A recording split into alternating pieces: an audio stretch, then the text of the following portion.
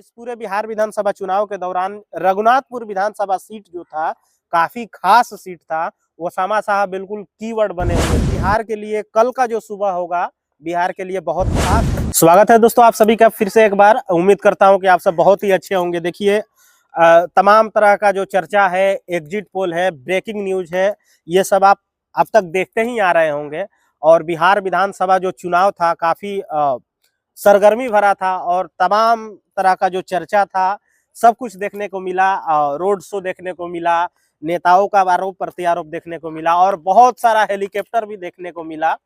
और कहीं ना कहीं ये कहा जा सकता है कि पिछले एक महीना के अंदर ये जो सब मेहनत हो रहा था, चाहे वो राजनीतिक पार्टियां कर रही हो या जो भी बिहार के नागरिक थे, वो लोग जितना इंटरेस्ट लेकर उत्सुकता के साथ मतदान कर रहे थे, सरकार बनाने और बिगाड़ने में अपनी भूमिका निभा रहे थे, कहीं ना कहीं वो सब चीज जो है रिकॉर्ड हुआ है।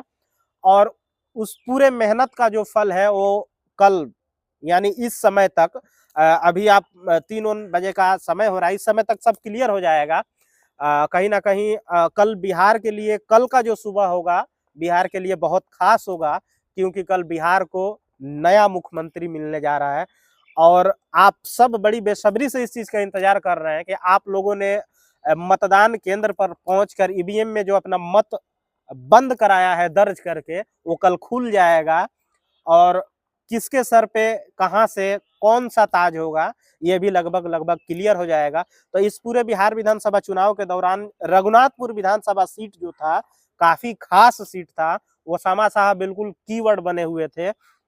और कहीं ना कहीं चुनाव खत्म हो जाने के बाद भी एग्जिट पोल पे भी हम लोग नजर दौड़ा लें तो देश का जो भी बड़ा मीडिया संस्थान है, सब लोग कहीं ना कहीं रघुनाथपुर विधानसभा सीट जो है उस पर अपना नजर गड़ाए हुए है, जमाए हुए है।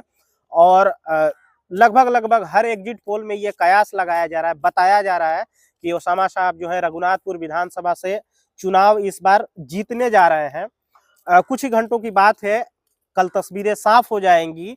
और शहाबुद्दीन परिवार की अगर हम बात कर ले तो 2004 के बाद से अब तक तकरीबन 20 वर्ष हो गया, वो परिवार कोई अभी चुनाव नहीं जीता है। इस लिहाज से भी कल का दिन शहाबुद्दीन परिवार के लिए, रघुनाथपुर विधानसभा के लिए और उनके चाहने वालों के लिए बहुत खास है।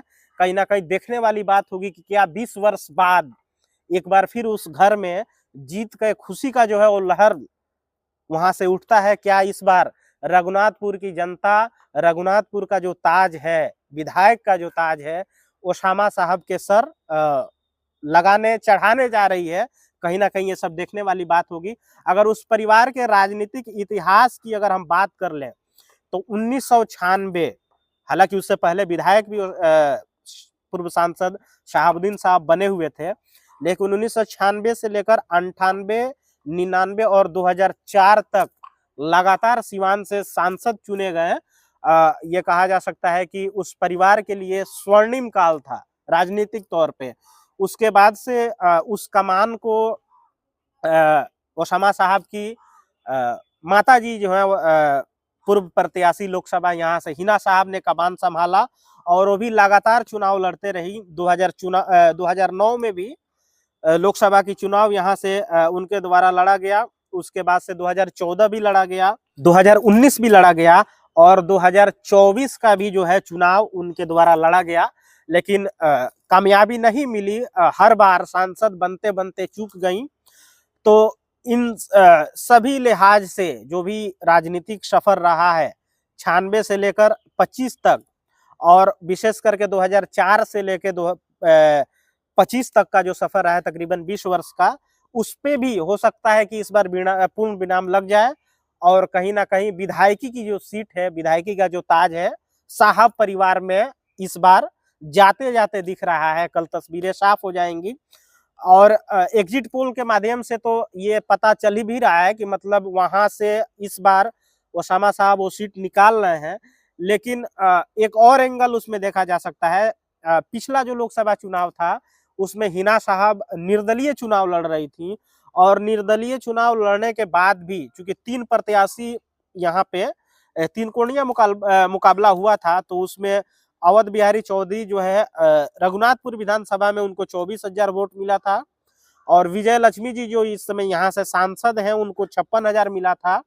और निर्दलीय हो के भी हिना साहब ने 60,854 वोट रघुनाथपुर से प्राप्त किया था, हासिल किया था। तो कहीं ना कहीं एक तरह का वो शक्ति प्रदर्शन वाला चुनाव था। निर्दलीय लड़के अपने आप को दिखा रही थी कि राजनीतिक रूप में, राजनीतिक तौर पे वो परिवार कितना सक्रिय है, कैसी भूमिका है सिवान की राजनीति में, और उसमें कहीं ना कहीं वो कामयाब भी हुई। तो इस लिहाज से भी देख लिया जाए तो निर्दलीय भी लड़के वो परिवार रघुनाथपुर से 60,000 के आसपास वोट ला लेता है। तो फिलहाल के लिए बस इतना ही। अगर चैनल पर नए होंगे तो वीडियो को लाइक कीजिएगा, शेयर कीजिएगा और कमेंट बॉक्स में जरूर लिखिएगा कि रघुनाथपुर से इस बार विधायक कौन बन रहा है, चुनाव कौन जीत रहा है, और कल बिहार को किसके रूप में नया मुख्यमंत्री मिलने जा रहा है, मुख्यमंत्री का ताज जो है किसके सर सजने जा रहा है। तब तक के लिए बस इतना ही। धन्यवाद।